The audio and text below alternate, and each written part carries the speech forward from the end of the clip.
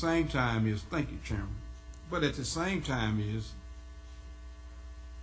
there hadn't been any numbers up against the 5-year plan at all.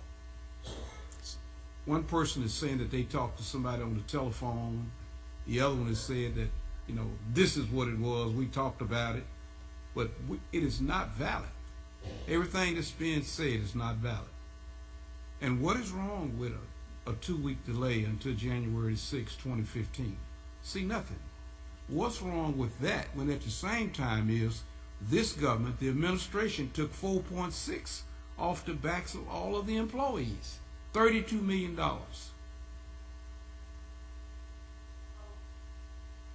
Well, 34. Well, okay. Don't want to get in a match here. But at the same time is all processes have to be fair. Now, if this council is if we're going to be fair, let's be fair with the process. Everything is just too wishy-washy. It's this number one day. It's somebody said this particular hour, and then we need to change that. We need to be fair in the process. The process is not fair. There's no transparency on some of these numbers. Thank you. Thank you, Mr. Harris. 3 minutes. I won't need 3 minutes. I was just going to say that I am usually the biggest opponent of delaying anything. I'm ready to act on more or less the vast majority of things that I see, and today is no different with respect to this program. However, there's an exception, because we've talked about 5-year options so much and had so many 5-year concepts banded around that for this to be kind of brand new to the finance office does give me some and frustrates me and suggests we should figure out what the numbers are, because I thought they'd be ready with the numbers since we've talked about this at length as an alternative and it was part of the concept the last time around. So given what they just said, that they have no idea what's going on, we should give them a chance to figure out what's going on and at least tell us some of the financial consequences of the 5-year plan.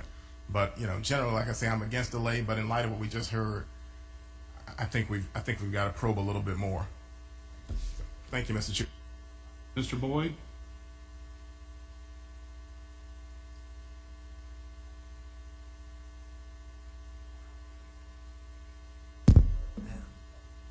Thank you, Chairman Strickland.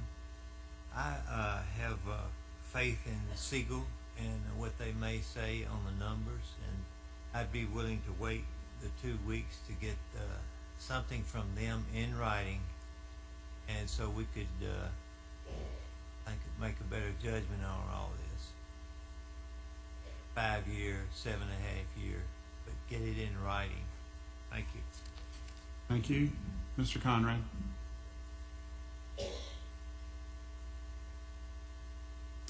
I was going to ask Director Collins on the last matrix that was sent out on December 2nd. There was a on the 7.5-year grandfathering of Councilman Talbert's plan. The ARC savings was $8.5 million, and there were the changes that brought it down. The market base, the same plan for a 5-year grandfathering was $3 million, just over $3 million. So it was about a $5.5 million delta. Is that right? Right. I don't have that in front of me, but like I said earlier, those were based on the assumption that the seed money approach was going to be used, meaning that the 8% employee contribution was going to be rolled into the plan, which is different, and it generates a different value for the liability, and hence the ARC is different. So that's not an apples to apples comparison. I understand. But and so directionally they show. And so the 8.5 on the ARC now with this plan's in the $6 million range. Correct. The plan. Okay. Okay. You agree with that? 8.5 to 6. Yes. Okay. So if the 5-year plan was 3 and the other one went down $1.5 million, or does that mean the other one would go down? So they were apart by $5 million, right? It was 8.5 for the 7.5-year grandfathering. It was $3 million for the 5-year grandfathering, right? So, and it changed. So now the benefit's a bit richer. The ARC savings are less, but those two things would move together. So there was a $5.5 million difference, that would remain. Correct? You are Or not. correct. You are correct directionally, but the problem is that it doesn't move on a straight line because it depends on as you move that line, the numbers of employees are not evenly distributed in those cohorts. So as you move, it's directionally correct, which is why I really can't tell you what the number is going to be. It is going to move in that direction, but I can't tell you the exact magnitude of it until we do the bottoms-up analysis. So you're directionally correct, but to be accurate, we would have to do the analysis. Thank you. Is that all, Mr. Conrad? Yes, thank you. All right. Mr. Boyd, you got 4 minutes left. Thank you. I'm willing to wait and get the bottoms-up analysis that Mr. Collins just said. And again, get it from Siegel and get it in writing in advance, well in advance of our next meeting. Thank you. Thank you. Set up a vote on the motion to delay for 2 weeks. Motion to delay.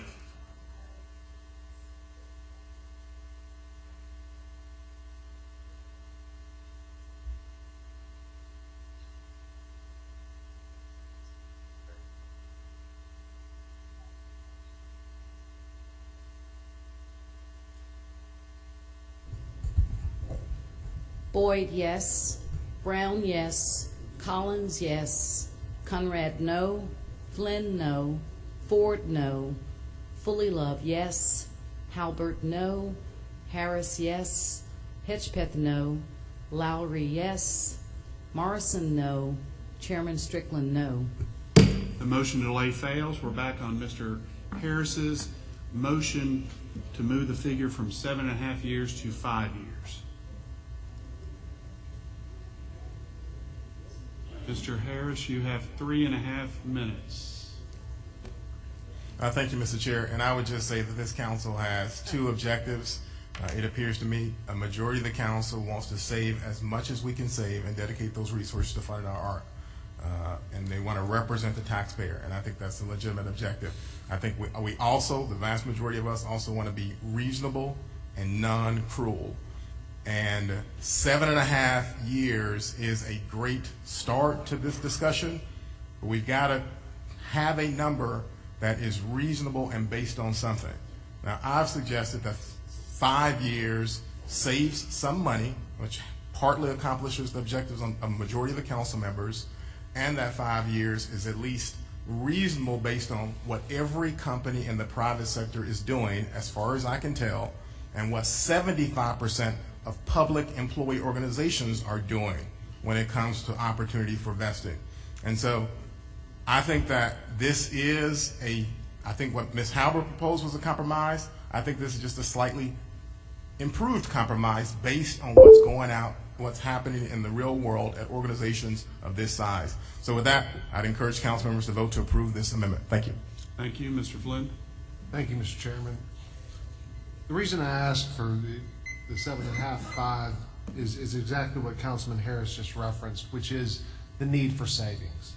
And I think it's instructive, given everything that's been said tonight, to look back where it started, where you had a no change on one side and a 401k/A plan, and it is moving to the middle.